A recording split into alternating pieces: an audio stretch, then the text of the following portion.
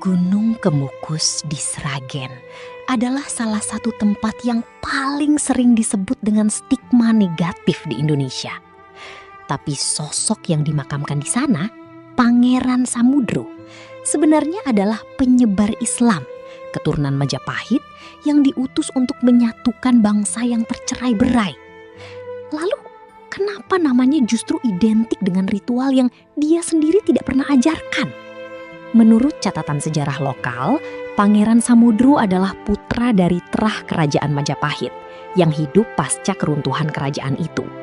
Dia diutus oleh penguasa Kesultanan Demak untuk satu misi penting, menyatukan kembali keturunan Majapahit yang tercerai-berai setelah kerajaan itu runtuh.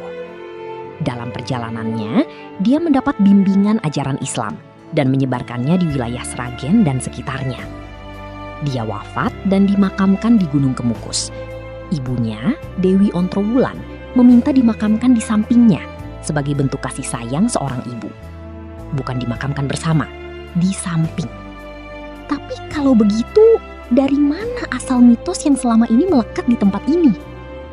Menurut peneliti budaya, ceritanya bergeser dari mulut ke mulut, berkembang menjadi kisah Pangeran Samudro yang jatuh cinta pada ibu tirinya, lalu melarikan diri ke Gunung Kemukus.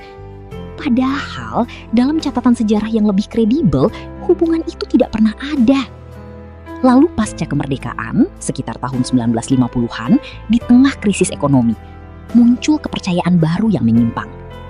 Sebagian orang mulai percaya jika melakukan ritual tertentu secara berulang di area itu, mereka akan mendapat kekayaan. Sebuah kesalahpahaman ajaran spiritual lama yang sebenarnya tidak ada hubungannya dengan ajaran Pangeran Samudro sama sekali. Dan ini yang penting untuk dipahami.